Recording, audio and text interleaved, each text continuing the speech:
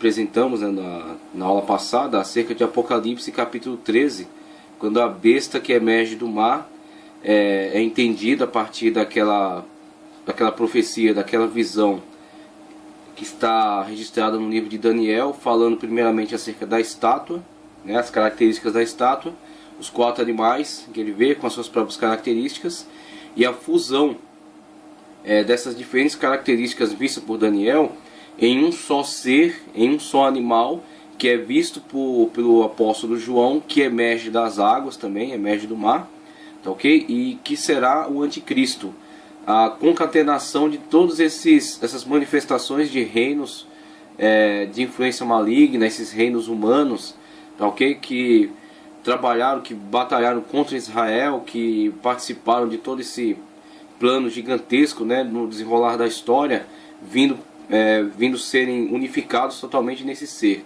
que estarão debaixo da égide do anticristo. O 666, conforme está aí colocado em tela, que é a marca do seu governo, tá certo? O seu sinal, aquilo que será um ponto de divisão entre aqueles que aderem ao governo do anticristo e aqueles que o rejeitarem, tá ok? Aqueles que o rejeitarem, rejeitarão o sinal do anticristo. Aqueles que o aceitarão o sinal e estarão marcados aí para sempre debaixo dessa condenação. Então não temos aqui nenhum interesse em ficar divagando sobre o que pode ser esse sinal, se podemos interpretá-lo como o nome de alguma pessoa, ou ficar aqui fazendo especulações sobre como ele será aplicado às pessoas. João, na sua carta, diz que é possível de interpretar, porque é número de homens. E o que eu prefiro, a visão que eu prefiro adotar aqui, é que as pessoas que estiverem diante dessa situação saberão quando devem aceitar por quererem participar do governo do anticristo, por quererem se aliar a ele, ou rejeitar porque rejeitam toda a sua obra e rejeitam toda manifestação deste governo anti-Deus, esse governo anticristo. Então os que rejeitam porque são fiéis a Cristo, estão dispostos a ir até o fim na sua comunhão, na sua fidelidade. Os que aceitam é porque já rejeitaram e estão dispostos então a se aliar nas fileiras do anticristo. Então entendemos que esse parecer de João é no sentido de deixar muito claro que a aceitação negativa serão conscientes, tá certo? O número será algo inteligível, será algo que poderá ser compreendido por todas as pessoas, bem como será algo imposto, ok? Será colocado por meio de imposição. Então esta é uma marca do governo do anticristo, a imposição do 666. E finalmente temos a imagem ali sobre o vale de Meguido, né, sobre Ar Meguido, o local onde profeticamente é apontado como o local para a reunião das tropas, tá certo? Que então batalharão, marcharão contra Israel para o exterminar, dando ensejo ao momento em que Cristo virá com a igreja, juntamente com a igreja, resgatar, salvar, livrar Israel dessa intensa perseguição, pondo fim ao período da grande tribulação, bem como ao período escatológico da 70ª semana de Daniel. Então, seguindo mais adiante, vemos um pouco mais acerca da interpretação desta visão de Daniel. E conforme está em tela, essas duas revelações estão relacionadas ao mesmo contexto, mas foram dadas em situações diferentes. A estátua foi um sonho dado a Nabucodonosor, que foi acometido de esquecimento. Por isso Deus deu a Daniel primeiro a revelação do sonho e depois a sua interpretação. E veja que todo o contexto que envolve esta manifestação, ela está muito relacionada ao fato de de Deus mostrar o seu poder dentre aquela comunidade multicultural, tá certo? Multireligiosa, e aquela comunidade pagã de assolapadora maioria pagã. Deus mostrar o seu poderio através do seu servo. Então Daniel era o representante de Deus naquele lugar, e Deus usou o seu servo para glorificar o seu nome. Então o sonho que foi dado, a estratégia usada por Deus é fazer com que o monarca esquecesse do sonho que teve. Ele sabia que teve um sonho e que algo estava o atormentando, mas ele não se recordava do próprio sonho. Então, quando o monarca impõe aos seus magos que lhe digam o sonho que teve, isso saiu completamente da possibilidade humana.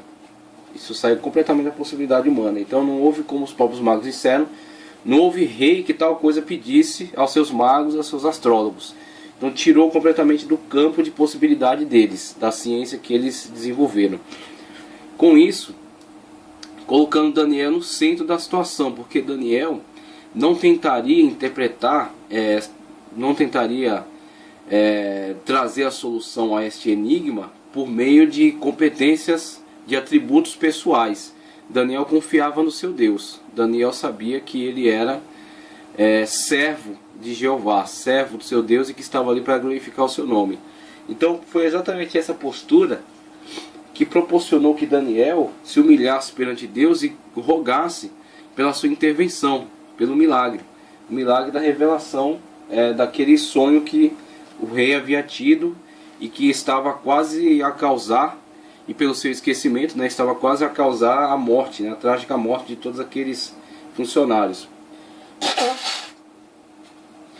Quando assim o faz, Deus traz a revelação ao seu servo, e isso traz sobre Daniel um grande diferencial em relação a todos os demais. Então Daniel foi aquele que teve acesso a um conhecimento que nenhum outro mago, nenhum outro astrólogo, caldeu, macumbeiro, feiticeiro, ocultista, espírita, nenhum outro teve acesso àquilo que se passou dentro da mente humana, tá certo? Um sonho que o rei teve, algo que se passou dentro da sua mente e que é vedado às demais pessoas, mas foi entregue a Daniel. Então Daniel, Deus revela a ele qual o sonho que o rei teve, Daniel revela o sonho ao rei, o rei confere que de fato era aquilo que correspondia àquela expectativa que estava dentro dele. E quando Daniel apresenta ao rei este sonho e lhe dá a interpretação, nos fornecido também a perspectiva acerca do futuro, a perspectiva. Então vemos aí a cabeça de ouro representando Babilônia, como já falamos, as características, o leão que futuramente será o leão alado, conforme a visão dos animais. Aqui estão representados os dois. Primeiramente, na visão da estátua, a cabeça de ouro, está sendo representando Babilônia. Veja que a cabeça é o comando de toda a situação. E Babilônia não de uma forma por acaso, não por acaso, Babilônia é apresentada como a cabeça pensante de toda essa estrutura.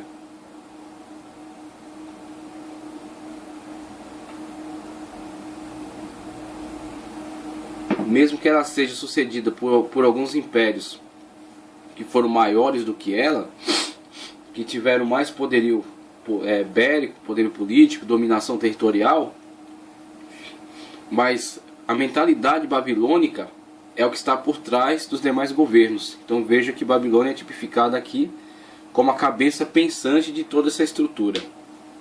Tá ok? Aí vemos na continuidade aí a Média e a Pérsia, tá certo? A Média e a Pérsia, com os braços e peito de prata. A Grécia, tá certo? A Grécia, como o ventre de bronze, tá certo? O Império Macedônico de Alexandre. Depois as pernas de ferro e pés de ferro e barro. Aí temos as pernas de ferro, Roma, e depois os pés de ferro e barro, a Roma ressurreta.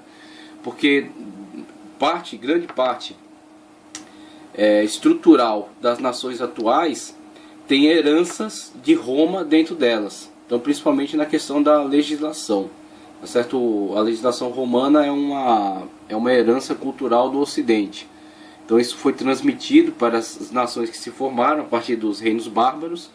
Quando Roma caiu, em decorrência do ataque frequente destes, a Igreja Católica ficou como uma instituição mantenedora das tradições antigas da cultura romana.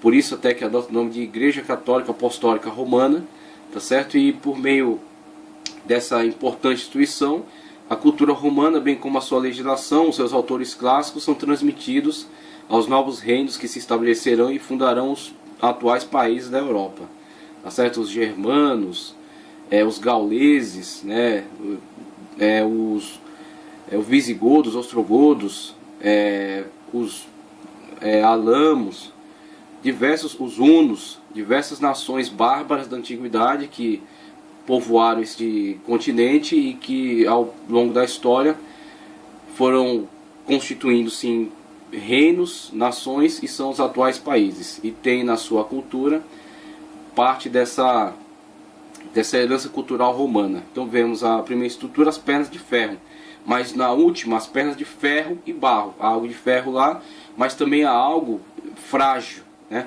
Algo frágil, algo que não possibilita uma unificação plena, completa, porque é barro, então o barro não tem liga com o ferro. Então esse pés de ferro e barro, ao mesmo tempo que ele tem algo forte, ele tem algo que é fragmentário, que pode ser facilmente quebrado.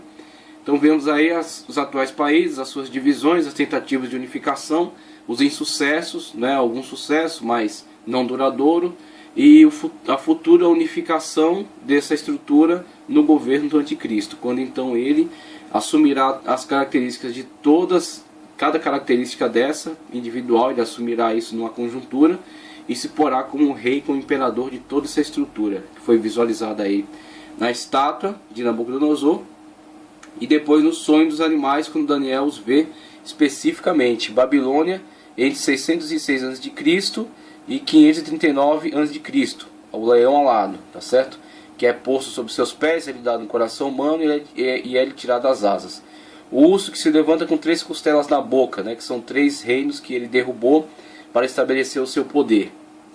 Então temos aí a Medopécia, de 538 a 391 a.C. A Grécia, ok, de Alexandre Magno, né? Império Macedônico, que alcançou uma extensão extraordinária e que tinha uma mobilização extremamente rápida, né? Com muita rapidez ele se estabeleceu com uma hegemonia mundial, ok? Então temos a Grécia de 338 a.C. até 168 a.C. E finalmente o animal terrível visto por Daniel, que não pode ser descrito, né? Não pode ser descrito de forma específica. Estava bem à frente da época de Daniel, mas que já foi revelado a ele acerca do momento em que esse animal ia se levantar e ia derrubar o Império Grego, o Império Macedônico, que estava reinando até então. E este império é o Império Romano, de 168 a 476 depois de Cristo, tá ok? 168 a.C. a 476 depois de Cristo, Império Romano. Então vemos aí a conjuntura da revelação dada por Deus a Daniel.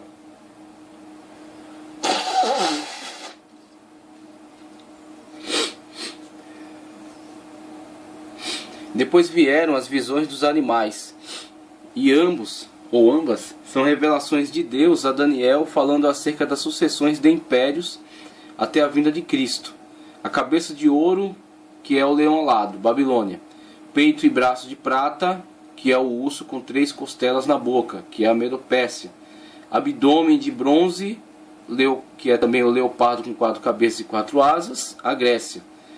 Pernas e pés de ferro e barro, animal terrível com 10 chifres, que é Roma. E aí temos a unificação desses seres em um só, a concatenação, né, de todos aqueles seres revelados em um só ser.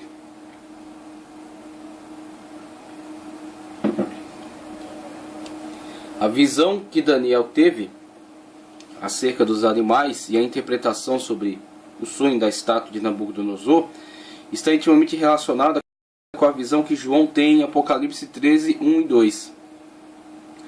Todas aquelas características peculiares de cada animal visto por Daniel e que correspondem às determinadas partes da estátua estão presentes neste animal, ok? Neste animal visto por João, que é na verdade a união de todos esses impérios sob um comando. A questão é a unificação de todas aquelas características particulares em um só ser, e este ser agirá sobre a eficácia de Satanás. Tá certo? Corpo de leopardo, patas de urso, boca de leão, e a conjuntura inteira constitui um animal terrível, certo? Que é a Roma ressurreta. O animal tem boca de leão, pés de urso, corpo de leopardo, e esses 3 em conjunto formam um animal terrível que representa a Roma ressuscitada. Mais questões interessantes acerca do animal, acerca do animal ter 7 cabeças, é o uso de uma importante simbologia que é frequentemente usada em Apocalipse, tá certo? Agora referindo-se geralmente coisas sagradas, os 7 Espíritos de Deus, os 7 dias da semana que Deus constituiu, tá certo? Então são geralmente usadas para coisas sagradas, mas o anticristo, né, o diabo, no seu empenho em copiar Deus, né, em falsificar as coisas de Deus, ele com certeza não deixa passar a ocasião em apresentar-se portando essas características, tentando se colocar no lugar de Deus.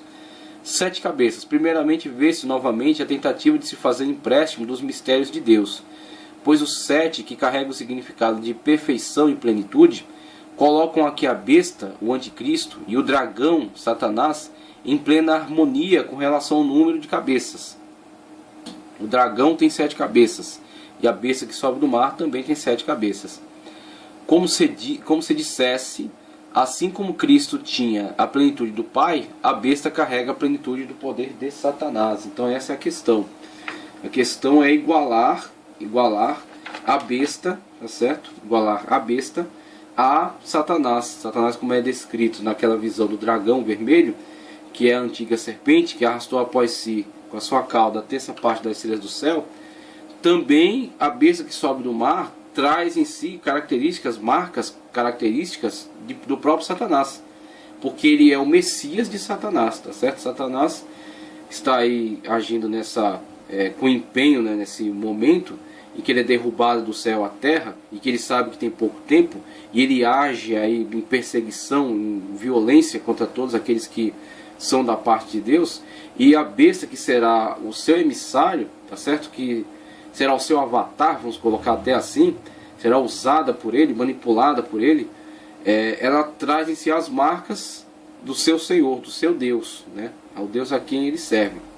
Em Apocalipse 17, 9 ao 11, o anjo traz outro enfoque acerca desta visão, o que põe a visão profética em plena sintonia com a época do próprio apóstolo, e aponta para o futuro, deixando claro que esta besta é a continuação da mesma potestade demoníaca que ora age por meio do império sob o qual a igreja era perseguida a seu tempo, o Império Romano.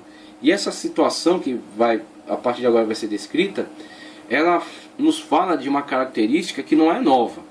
Ao longo de toda a Sagrada Escritura houveram profecias que tinham tais características. Em algum lugar no livro Guia Profético para o Fim dos Tempos, o autor, de uma forma bastante inteligente, ele nos dá um exemplo para tipificar este uso profético, falando acerca de falso cume. Quando você vê uma cadeia de montanhas, uma pessoa que pratica alpinismo, e ela persegue o objetivo de chegar até o cume da montanha, se ela não tomar cuidado, da perspectiva em que ela olhar, ela acaba visualizando um falso cume. Então ela se dirige até o cume daquele monte, mas quando chegando mais acima, observa que na cadeia de montanhas aquele não é o maior cume, mas simplesmente parecia ser para ele por causa da perspectiva em que ele estava olhando. Quando ele consegue subir a um lugar mais alto e ter uma melhor perspectiva panorâmica da área, ele vê que o outro cume na verdade é maior do que aquele. Então essa questão profética acerca de visualizar uma época presente, mas com um apontamento escatológico para o futuro, é como essa situação do falso cume. Existe um cume ao se alcançar, um objetivo a se alcançar na época contemporânea do autor, mas esse objetivo não conclui toda a mensagem. Ele não esgota todo o alcance da profecia. Ele é algo que está situado para aquele momento, para aquela circunstância, né, para a época contemporânea, né? Só que ele tem também um alcance duplo, né? Ele tem uma perspectiva dupla para o futuro. Ao mesmo tempo que ele fala de algo contemporâneo, ele está guardando também algum mistério, está guardando também alguma perspectiva escatológica. Então vemos aqui João falar de algo que está acontecendo na época dele, com relação ao Império Romano, do qual ele está participando, né? Ele está incluído no Império Romano, sendo perseguido por ele, né? por amor ao Evangelho. Mas ao mesmo tempo que ele fala do Império Romano da sua época, ele fala de um período escatológico, em que o anticristo será, na verdade, a ressurreição do Império Romano. Ele será a ressurreição dessa estrutura. Tá, ok? Então temos uma profecia de duplo alcance. Temos aqui aquilo que em Guia Profético Guia Profético para o Fim dos Tempos, é nos exemplificado com essa questão do falso cume. Então temos aqui a palavra do apóstolo João. Aqui está o sentido que tem sabedoria. As 7 cabeças são 7 montes, sobre os quais a mulher está assentada. São também 7 reis, dos quais caíram 5, um existe e o outro ainda não chegou. Mas quando chegar tem que durar pouco. A besta que era e não é, também é o 8º rei, e procede dos 7 e caminha para a destruição. Na perspectiva da escatologia realizada, ou escatologia preterista, este aqui é um apontamento muito sério de que o Apocalipse é algo já realizado. Na perspectiva preterista, é dito até que não há nada mais a se esperar. Por quê? Exatamente por causa da interpretação errônea com relação à profecia de duplo alcance. O apóstolo João com certeza estava falando do Império Romano de sua época. E aí existem muitas correntes teológicas que apontam essa descrição dos 7 montes como uma analogia geográfica à cidade de Roma, com as 7 montanhas que cercam a cidade, tá certo? E no caso, num primeiro momento, fala acerca desta mulher, né, que está assentada nesse determinado local, tanto tratando acerca vamos dizer assim, uma exemplificação, uma tipologia acerca de Roma, né, da senhora dos povos de Roma, quanto futuramente alguns vão apontar essa profecia como uma descrição de uma instituição religiosa vinculada a Roma.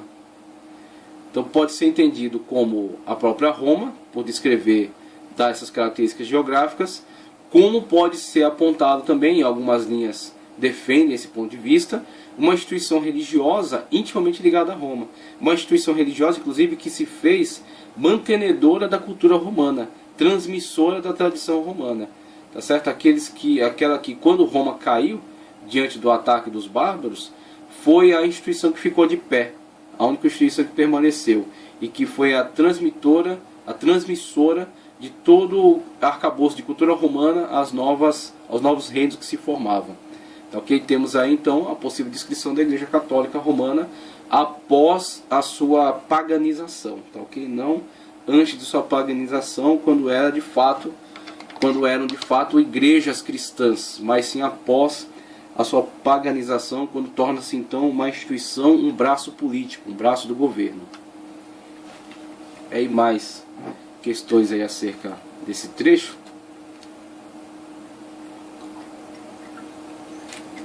Veja só.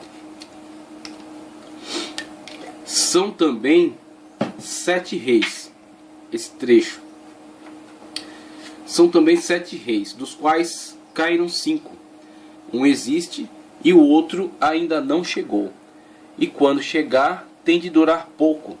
E a besta que era e não é, também é ele o 8º rei. E procede dos 7 e caminha para a destruição. Então temos aí uma abordagem que relaciona o anticristo àquele sistema de poder, tá certo?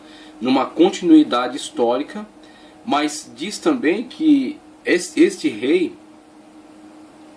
que pertence àquela linha de continuidade histórica, ele é o 8º, ou seja, ele ainda virá, ele não veio, ele não está presente ainda, mas ele será. Ele é o 8º rei, só que ele caminhará para a destruição. E essa destruição pode ser entendida exatamente como esse período curto de reino do anticristo, de ação do anticristo, que será logo interrompida pela intervenção de Cristo na guerra do Armagedon. Tá, ok? Então temos aí o 8º rei como sendo procedente desses 7, né? Como sendo procedente desses 7, mas ele não tendo um vasto período de influência, um vasto período de intervenção, ele caminhando para a destruição. Então, ao mesmo tempo que João faz uma ligação bastante evidente com as linhas sucessórias de reis da sua época, ele deixa aí dentro desse mesmo apontamento, ele deixa algo que está como previsto para cumprimento futuro. Ao mesmo tempo que existe um elo de ligação, existe também um hiato para a realização, para o cumprimento total disso.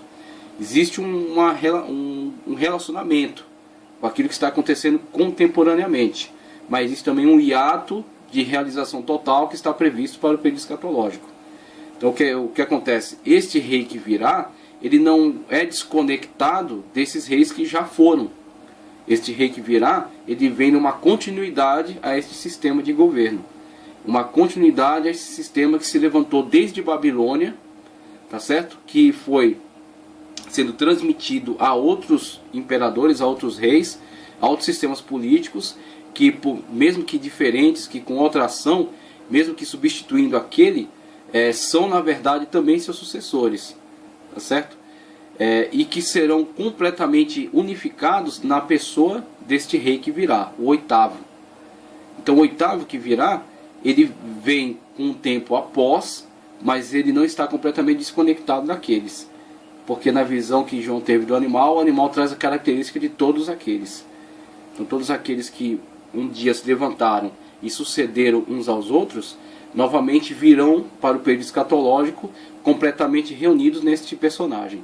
E esse personagem, conforme João está indicando na leitura, é também o oitavo, ou seja, é na linha de continuidade daqueles. Então existe algo que está ligado à época contemporânea e existe algo que aguarda cumprimento para o tempo escatológico, para o futuro. Por isso a questão da profecia da visão de dois cumes, o falso cume, né? Existe um cume que está se realizando ali, mas existe, quando se chega ao cume dele, quando se chega ao momento que pode-se ter uma visão panorâmica, vê-se que há algo ainda a cumprir-se para o futuro. Há um cume maior ainda a se alcançar. Então temos aí os 5 reis que caíram, o que existe e o que durará pouco, podem ser identificados como monarcas romanos anteriores, atuais a João e posterior ao mesmo apóstolo. Também o anticristo, que é a besta que estamos analisando, é o oitavo. Ou seja, a continuação desse sistema maligno já vigente.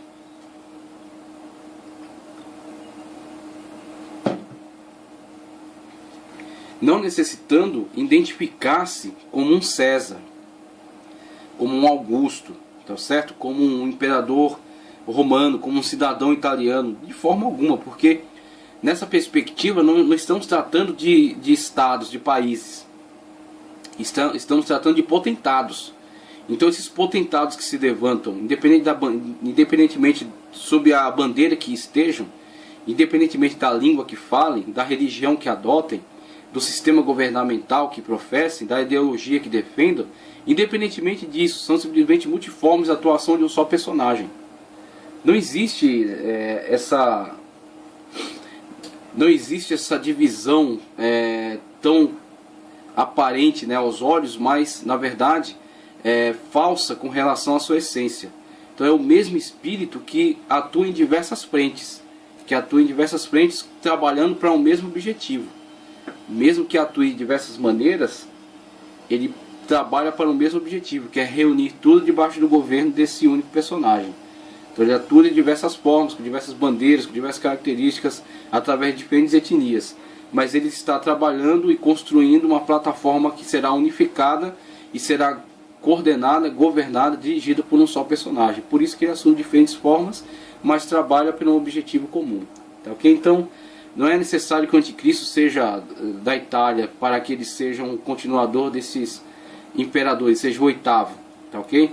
Porque na verdade o que estamos falando aqui é do espírito que está por trás destes governantes, que levantou estes Césares e que levantará ainda o oitavo para o período escatológico. Então o que João está vendo na sua época são os Césares, são os imperadores romanos. Mas existe ainda um imperador que virá, ele está na linha de continuidade daquela política e ele será o oitavo, mesmo não sendo italiano, mesmo não sendo daquela região. Mas ele está em linha de continuação com aquele sistema que estava vigente já na época de João, que permanece hoje e que virá ainda para o futuro, o tempo escatológico. Os 10 chifres que viste são 10 reis, os quais ainda não receberam reino, mas receberão autoridade como reis com a besta durante 1 hora, têm esses um só pensamento e oferecem à besta o poder e a autoridade que possuem. Apocalipse 17, 12, 13. Este é o futuro governo da besta, na verdade uma ditadura absoluta e universal, com governantes sendo totalmente subjugados a ele. E aqui temos algumas teses de interpretação para esses reis, hipóteses de interpretação para os 7 reis. Então temos uma pequena lista de monarcas romanos. Desde 44 a.C. temos Júlio César, Augusto de 27 a.C. a 14 d.C., Tibério de 14 a 37 d.C., Calígula de 37 a 41, Cláudio de 41 a 54, Nero 54 a 68, Galba, Otto e Vitério nesta época entre 68 e 69, Vespasiano 69 a 79, Tito 79 a 81, aqui com Tito a destruição do Templo de Jerusalém, tá certo? Domiciano 81 a 96, as teses mais fortes aqui, João viveu nessa época, na época de Domiciano. Nerva 96 a 98 e Trajano 98 a 117 depois de Cristo. E as teses que trabalham em cima dessa questão